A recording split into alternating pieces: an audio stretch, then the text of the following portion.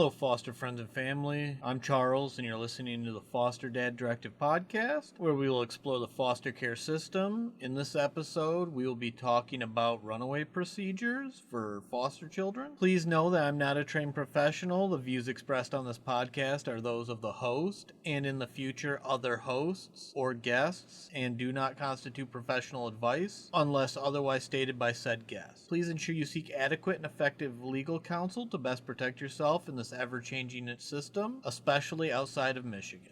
Update I currently have is we did get a 14-year-old 2 weekends ago. If I did not already update that, it was due to an emergency with the previous foster parent, so kind of came to us unexpectedly, and we are currently navigating that. A lot of the following information will actually be covered under FOM 722-03 Alpha. FOM stands for Field Operations Manual, and this specifically relates to Child Protective Services, which is kind of a guideline for MDHHS, foster parents, the agency, and it's part of the Michigan CPS Field Operations Manual that guides the CPS staff in handling cases. This is kind of a long and dry document, so I really won't go over a bunch of the information. Pretty much what I'm going to cover here is kind of stuff that we've gone through. I'm going to go over our 3 major cases to where we had runaways and kind of the procedure we went through. Just know that running away is generally not considered a criminal act. It's more of a status offense for minors, which means it's not illegal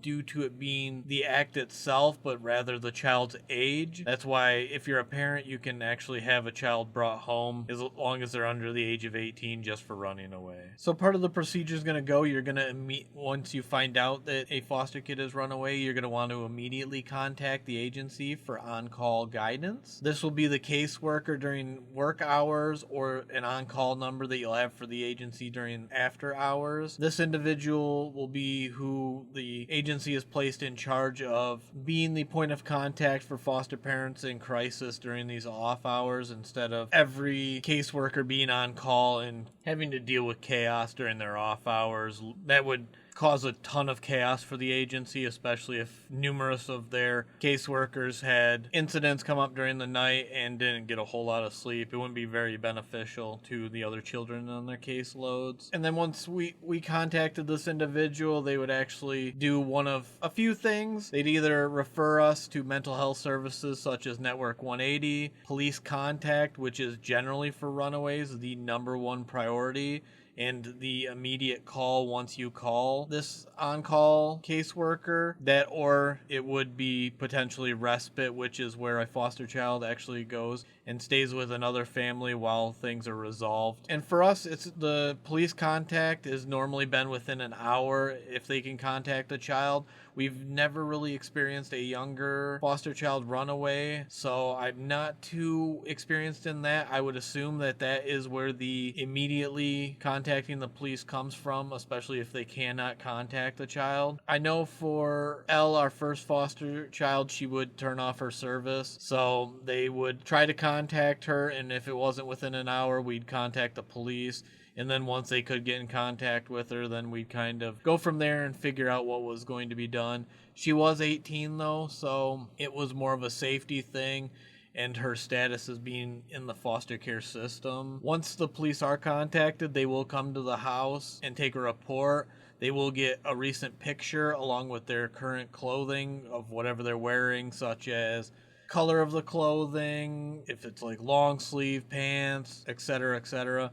I know security cameras and doorbells are a lifesaver because we'd actually be able to take screenshots of the doorbell and what the child was currently wearing at the time that they did leave. As I said earlier, Elle was over 18, so police notification was after an hour, as I usually talk to her. That, or if they couldn't get a hold of her, we'd contact the police. But after numerous runaways, it kind of turned into the hour based on the fact that it was so often and that they knew usually where she was headed. She'd turn off her cell service, so we mostly wanted to do our best to protect her, as she was 18 and weighed like 100 pounds soaking wet, so we just wanted to ensure that she was safe. There were 2 times where we didn't even notify the police because she had gone to her bio fathers, and another time it was her bio sisters. She was doing this because she was claiming that she wanted to get a new foster home, one that would actually care about her, and she was going to keep running away till she got one. So, I mean, there was even one point where she ran away just to reach that 1 hour point where she knew we'd have to call and contact the police to get the situation handled, and she purposely did that. At the time, we actually didn't know that we technically did not have to fulfill the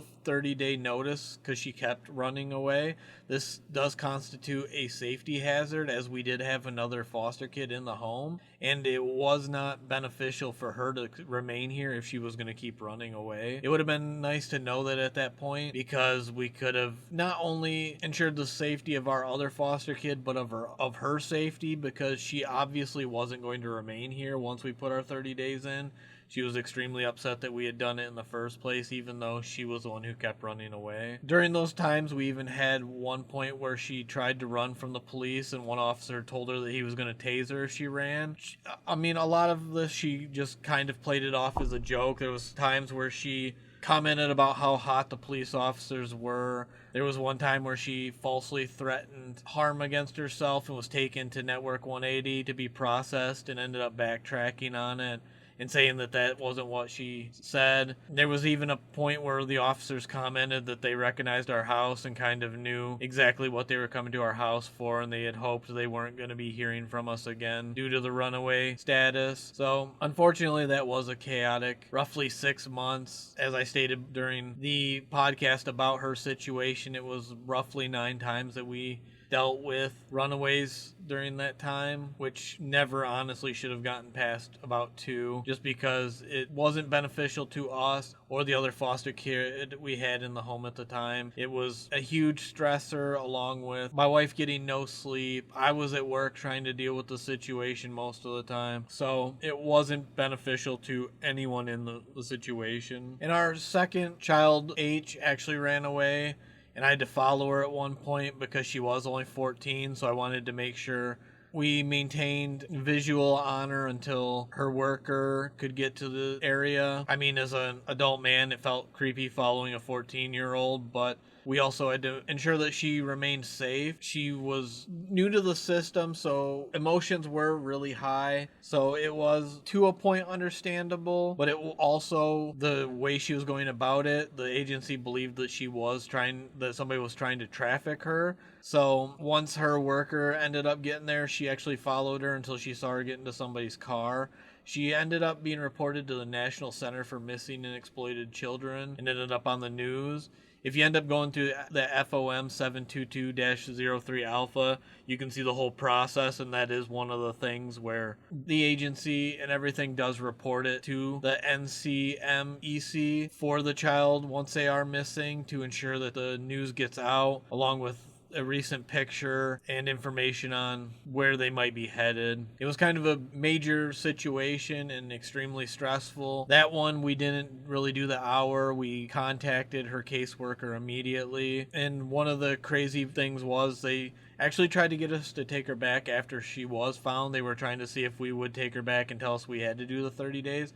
But this was all on top of her actually threatening harm against Cassie numerous times. So that was already a major issue, and they were still trying to get us to take her back into our home, which, after dealing with L's runaway situations for so long, there was absolutely no way that was going to happen, because H had ran away twice. This was the second time. The first time she actually came back and kind of resolved things for a few days, but then just had another incident where she had high emotions and wasn't quite into therapy and stuff yet. So it was, unfortunately, just kind of one of those things where we were not told anything, and they kind of downplayed her whole situation when she came into our care, because there was a violent incident, and they downplayed that and said it was a one-time thing. But then when she was at our house, she actually threatened Cassie numerous times and then punched walls. So as you'll find out when I go over her whole situation, it kind of was an incident where there were a whole lot of red flags that we kind of should have looked at. And finally, AM was one of our most recent foster kids. She actually ran to her friend's house, and the first time she refused to come back, we actually had to have her brought back by the police. Later on, they would allow her to stay at that house and then tell us that we were responsible for her well-being because they knew where she was. They refused to make her responsible for coming back. She just kind of stayed there, ignored phone calls, texts, and would not come back. So this situation was extremely stressful. The first time we waited like the hour after she was supposed to be back to our house and then contacted the police, had them go over to the house she was staying at, which was down the road from our house, and have them bring her back. After that, the agency just kind of played it off, and honestly, in my opinion, didn't take it quite serious enough as to where they would not force her to come back. They would kind of just play around and allow her to take control, because she honestly did have like a huge attitude and would give the staff an extremely hard time because she just did have big emotions. And I understand. I don't know what she was going through. I understand to the point that I can. But as I told her, when you act like that, all it does is label you as a problem. And I think they just honestly did this to appease her, even though all it did was make everything so much harder. Especially because she would end up blackmailing us, telling us that we needed to allow her to stay at that friend's house anytime she wanted and do whatever she wanted. Otherwise, she was going to report us to CPS for allowing her to drink, according to her. And that extremely upset me, so I told her not even to bother, and I texted the agency myself with screenshots of her blackmailing us. That was one of the fortunate things, that she wouldn't talk to anyone in person. She would only talk through text, so I had all that information in text message. So when the CPS report came down, I actually had all of that information to show them. So that's pretty much our interaction with the runaway procedure. It's going to vary based on so many different things: the state you're in, the agency's procedures, the child, the age of the child, if they can contact a child. You're going to want to go based off from calling on call or their worker immediately as soon as you find out they are missing, and you're going to want to go through all that and work with them to make sure you are doing things properly and ensuring that the child is safe. So make sure you do your due diligence and get all of that handled. Make sure you take down what they're wearing,